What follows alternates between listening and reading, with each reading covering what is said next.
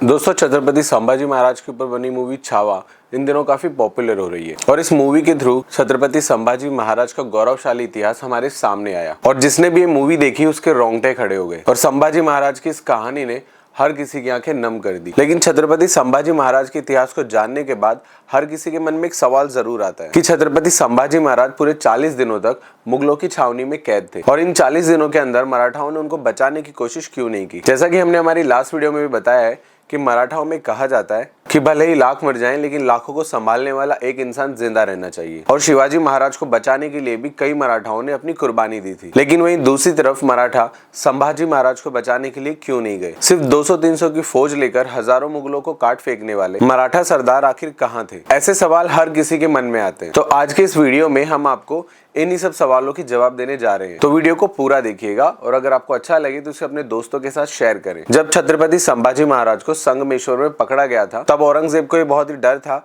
कि मराठा कहीं से भी हमला कर सकते हैं अपने राजा को छुड़वाने के लिए। और जब संभाजी महाराज को पकड़ा गया था तो उनके साथ साथ कवि कलश को भी पकड़ा गया था और उन दोनों के पीछे मुकर्रफ खान के 5000 सैनिक लगा दिए गए थे। दूसरी ओर लाखों सैनिकों को भेजकर औरंगजेब ने हिंदवी स्वराज को नुकसान पहुंचाना शुरू कर दिया और सभी मराठा सैनिक स्वराज को बचाने के चक्कर में जुड़े हुए थे और दूसरी ओर कुछ मराठा सैनिक रायगढ़ को बचाने में लगे हुए थे। और तभी उसी वक्त संभाजी महाराज को मुकर्रफ खान बहादुरगढ़ ले जाने में सफल हो जाता है और संभाजी महाराज कैद हो चुके हैं इस बात की खबर रायगढ़ पे बहुत लेट से पहुंची थी। छत्रपति संभाजी महाराज औरंगजेब के शिकंजे में फंसे हुए थे। तब लाखों मुगल सैनिकों ने स्वराज के बड़े बड़े किले अपने कब्जे में कर लिए और साथ ही साथ मराठा सैनिकों की नाकाबंदी कर दी थी और जिस रास्ते से संभाजी महाराज और कवि कलश को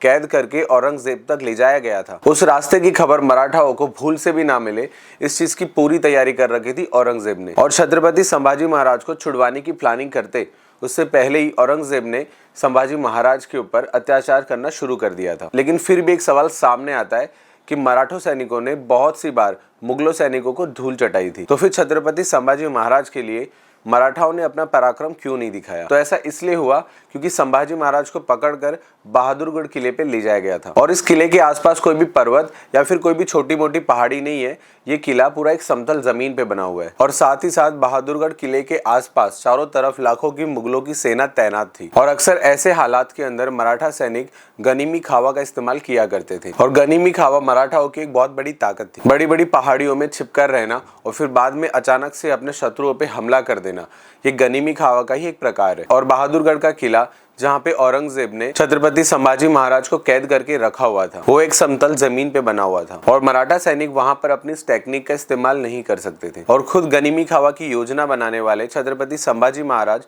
खुद औरंगजेब की कैद में थे और ऐसे में मुगलों के आमने सामने जाकर लड़ना, इससे स्वराज के आधे से भी ज्यादा सैनिकों की जान जा सकती थी। और संभाजी महाराज को बचाने के लिए किसी ने कुछ भी नहीं किया ऐसा भी नहीं है, क्योंकि संधाजी और धनाजी ने औरंगजेब की छावनियों पर हमला किया था और रायप्पा महार ने तो औरंगजेब की छावनी में घुसकर संभाजी महाराज के हाथों में बंधी हुई बेड़ियों को तोड़ने की भी कोशिश की थी और इसमें रायप्पा महार ने तो अपनी जान भी गंवा दी थी। और फिर बाद में मराठाओं के कई बड़े बड़े सरदारों ने छत्रपति संभाजी महाराज को बचाने की कोशिश भी की और बहुत सारे उन्होंने प्रयास किए लेकिन वो हर बार असफल रहे और फिर 40 दिन तक औरंगजेब के अत्याचार सहते सहते संभाजी महाराज की मृत्यु हो गई। लेकिन छत्रपति संभाजी महाराज ने कभी भी औरंगजेब के सामने हार नहीं मानी और स्वराज की लाखों जनता के लिए उन्होंने अपने प्राण का बलिदान दिया।